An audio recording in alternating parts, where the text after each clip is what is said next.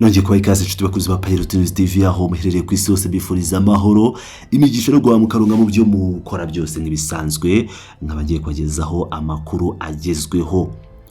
Tekereza gato ujye mu biganiro by'amahoro wicaye mu ndege ugana i Burayi gushaka umuti w'ibibazo urambye mu nzira ya diplomasi. Hanyuma ugasanga wa muntu mugiye kuganira ndetse n'uyu munsi yohereje indege z'intambara zitagira abapilote ndetse n'izindi zitandukanye n'imbunda ziremereye kurasa mu baturage bawe atababariye.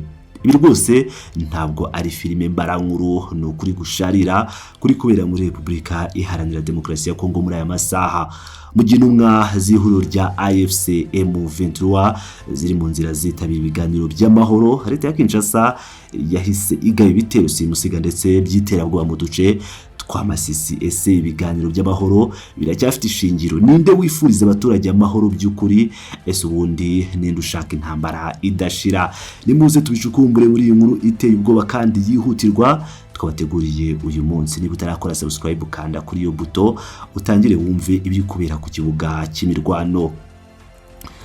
Mbere na mbere rero reka dufate umwanya tubabwiye uko ibintu byari byifashe mbere yuko amasasu yongera kuvuga. Nkuko benshi muri mwe mubizi, akarere k'uburasirazuba bwa Repubulika ya Demokarasi ya Kongo kamaze igihe kirekire mu ntambara zikomeye, ndetse abahuza b'amahoro ku rwego mpuzamahanga barimo gukora ibishoboka byose ngo izo ntambara zigabanuke cyangwa zihagarare burundu. Kimwe mu bikorwa byitezweho umusaruro n'ibiganiro by'amahoro bizwi nka gahunda y'amahoro ya Doha ikomeje kubera cyangwa yabereye ndetse ikanatangirira mu gihugu cya Qatar. Ibiganiro bigizwe mu ruhare n'abahuza batandukanye byari bigeze ahantu hakomeye cyane aho impande zombi zihanganye zagombaga guhura kugira ngo zikemure amakimbirane binyuze mu nzira ya politike n'ibiganiro bimara uburyarya, aho gukomeza gukoresha imbunda zirimbura abantu.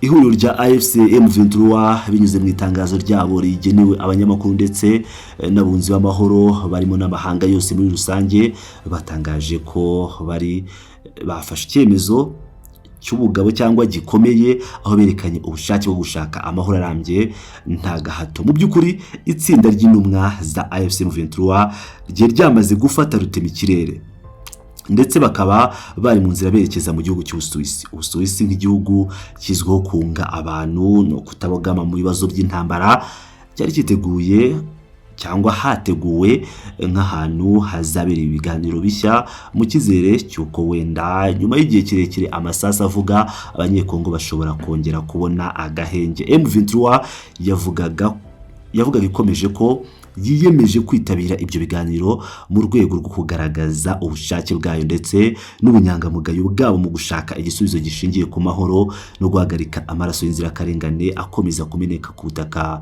bwa Kongo. Ariko se mu gihe M23 yari kwitegura gutanga ibitekerezo by'amahoro ku meza y'ibiganiro, ku rundi ruhande ibintu byari bimeze bite? Hano niho inkuru ihindura isura ikaba ikomeye cyangwa igasharira ndetse ikaba umwijima. Ku rundi ruhande rw'urugamba leta ya Kinshasa ifatanyije n'ingabo zikorana nayo zose nk'uko twakomeje kugenda tuzigarukaho, bakaba baravuniye ibiti mu matwi nk'uko bitangazwa n'uruhande rwa M23, aho kugira ngo nabo bamanike amaboko bategure intumwa zabo zigere i Burayi mu mutuzo cyangwa se nibura batange agahenge mu rwego rwo kubaha ibyo biganiro by'amahoro, bakaba bahisemo gukora ibinyuranye n'ibyo rwose barimo intambara. Kuva ejo bundi kuwa gatatu tariki 8 ndetse n'uyu munsi kuwa gatanu zo ku kwezi kwa Mata ku mwaka wa 2026 ibintu byahindutse. Isibaniro ry'imirwano ikaze. M23 yatangaje ko ingabo za leta ya Kinshasa zahawe amabwiriza aturutse hejuru yo kugaba ibitero bikomeye.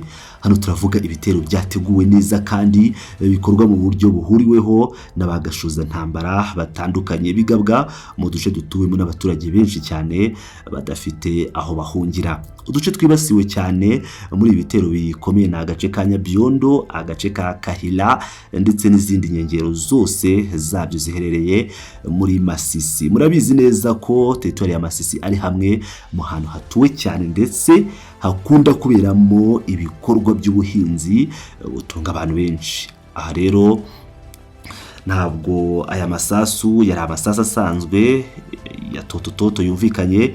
Hano turavuga ibisasu biremereye cyane biterwa haba ku butaka ndetse no mu kirere hejuru y'imitwe y'abaturage. Leta ya Kinshasa n'abambari bayo bakoresheje intwaro ziremereye kuruta izindi zirimo za muzinga, ibifaru n'imbunda nini za rutura zirasira kure hamwe n'utudege tutagira abapilote tuzwi nka drones zikoreshwa mu kurasa ibisasu biremereye cyane zibituritsa. Ni ukuvuga ngo izo drone bari gukoresha by'umwihariko izi drone za kamikaze, ni ukuvuga ngo zo zigera aho zigomba kugera ubundi zikituritsa zo ubwazo. Tekereza nawe rero ukuntu biba biteye ubwoba. Mubanze kumenya ko izi drone akenshi zikoreshwa mu guhiga imitwe itwaje intwaro mu mashyamba kure y'aho abantu batuye, ariko zikaba zirimo kurasa imvura y'ibisasu mu bice byiganjemo abaturage b'abasivili badafite epfo na ruguru. Aha rero ihuriro rya AFC M23 rigaragaza ko iba atari uguhashya umwanzi w'umusirikare uba wifitiye imbunda, ahubwo ko ari umugambi mubisha wo kurimbura abaturage, kuko uduce twarashweho dutuwe n'abaturage b'abasivili batagira ingano. Ibi bivuze ko ingaruka kuri bo zirahari kandi ziraremereye cyane, haba ku mitungo yabo no ku buzima bwabo. Kugeza ubu rero iyi saha tuvugana njya gutegura iyi nkuru nabanje gukora iperereza neza, amakuru akomeza atugeraho yemeza ko urusaku rw'amasasu n'ibisasu rutarahagarara muri kariya gace ka Masisi. M23 muri itangazo ryabo yemeje 100% ko ibi bitero bikomeje kugabwa n'ubukana bwinshi bukabije, kandi ko umuvuduko ibyo bisasu biri kuraswamo utenyeke n'ubwoba bukabije. Ibi birakura ibibazo bikomeye cyane by'umutekano, birakurura ibibazo bikomeye cyane by'umutekano muke ndetse n'ubwoba budasanzwe mu baturage batuye muri utu duce twa Nyabyondo ndetse na Gahira. Ubu ngubu rero amakuru avuga ko abaturage barayirwa ntambi, abana bato ntibashobora kujya mu mashuri yabo kwiga kuko ntibamenye isaha igisasu kigwira ishuri. Ababyeyi nabo ntibashobora kujya mu mirima cyangwa ku masoko gushaka ibitunga imiryango yabo kuko batinya kuraswa n'amasasu akomeye cyangwa seizo za drones.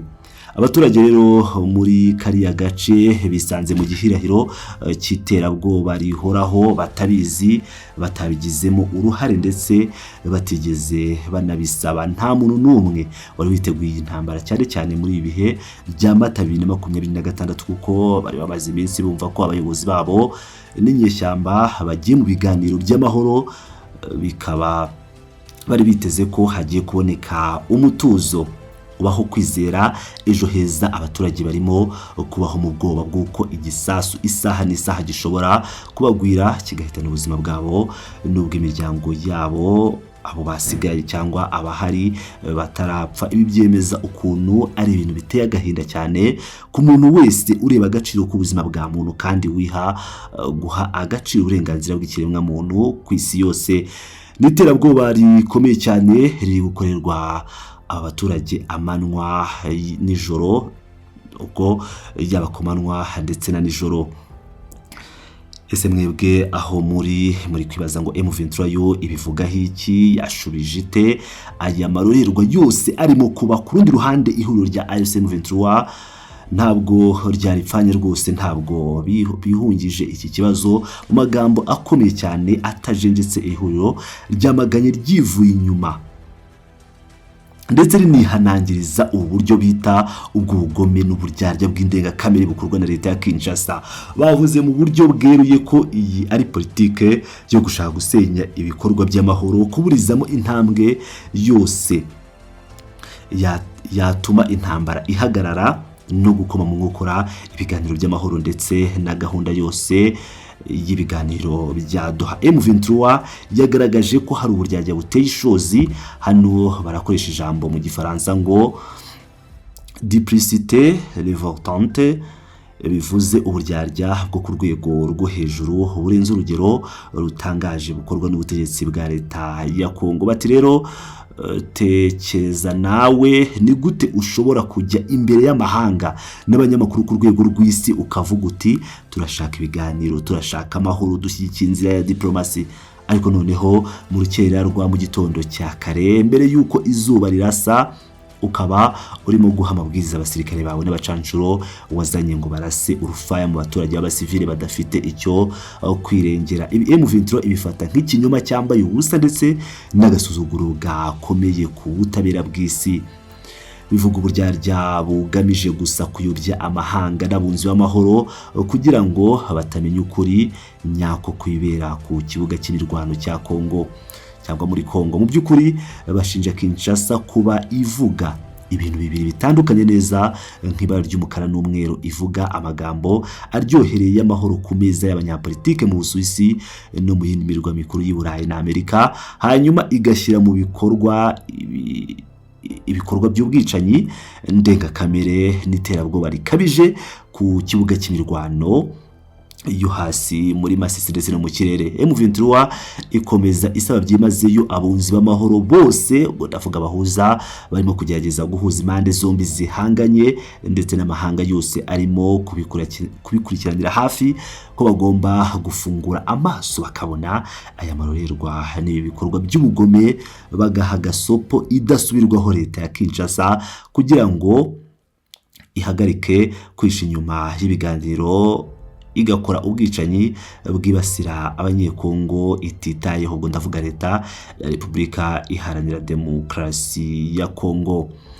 Reka dusoze rero nk'uko M23 nayo yasoje itangazo ryayo igaragaza umurongo uhamye ifite muri ibi bibazo. Twabibutsa ko nubwo ibi bintu bimeze gutya bisharira cyane kandi isaso ririmo kuvuga kakahava ritica ritamena, umutwe wa M23 wo wavuze ko utazigera uhindura gahunda yawo yibanze. Bakomeje kwemeza ndetse bashimangira ko bakomeye ku ntego yabo ikomeye yo gushaka umuti w'ibibazo bya Kongo binyuze mu nzira ya politike ndetse n'ibiganiro n'inzira ya diplomasi kurusha ibindi byose. Bihakanye gushaka no gukunda intambara, bavuga ko inzira y'ibiganiro by'ubwumvikane ariyo nzira yonyine rukumbi izazanira abaturage ba Kongo bose amahoro arambye nta vangura iryari ryo ryose. Ariko kandi muri iyi mvugo M23 itanga n'undi muburo cyangwa se niba mushaka mu byite igikangisho kiremereye ku butegetsi bwa Kinshasa ndetse n'ingabo zikorana nayo zose, bavuze bati nubwo dushaka amahoro kandi tubyiyemeje ntituzatezukana mba ku nshingano yacu yibanze kandi ihambaye yo kurinda kurengera no kurwanirira ishyaka abaturage b'abasivili ndetse no kubungabunga imitungo yabo itagomba kwangizwa na buri wese. Ese ibi bivuze iki? Rero mu mvugo isobanutse ndetse yoroshye kumva ku muntu wese ukurikira politike ya Kongo, bivuze ko niba leta ya Kongo, leta ya Kinshasa yiyemeje gukomeza kurasa mu baturage ikoresheje za drones n'imbunda ziremereye, M23 ntabwo izakomeza kwicara ngo irebere nk'abakina ikinamico. M23 ifite uburenganzira busesuye bwo gusubiza ubwo bushotoranyi ikomeje gukorerwa ndetse ikarwanirira abo baturage barimo gusigwa iheruheru bagahinduka inzira karengane. Birashoboka rero ko imirwano yakongera gukaza umurego kurusha mbere hose niba ibitero bidahagariswe ako kanya. Aha niho inkuru yacu uyu munsi igomba kugarukira, ariko ikibazo kinini gikomeza kwibazwa n'abatari bake mu bashishoza n'abasesengura ibi bintu. Ese koko ibiganiro bizakomeza nubwo Kinshasa irimo kurasa ibisasu biremereye mu baturage b'abasivili, cyangwa inzira ya diplomasi igiye guhagarara intambara yongere y'ubure n'imbaraga zayo zose? Ese aya mahanga asanga yirwa yigisha demokarasi n'amahoro azakomeza kurebera aya marorerwa n'uburiganya itagize ikibazo leta ya Kongo imbere y'amategeko? Twe rero nk'ibisanzwe ni Pilot News TV, ndabashimiye cyane, mukomeze mane nanjye. Ciao ciao.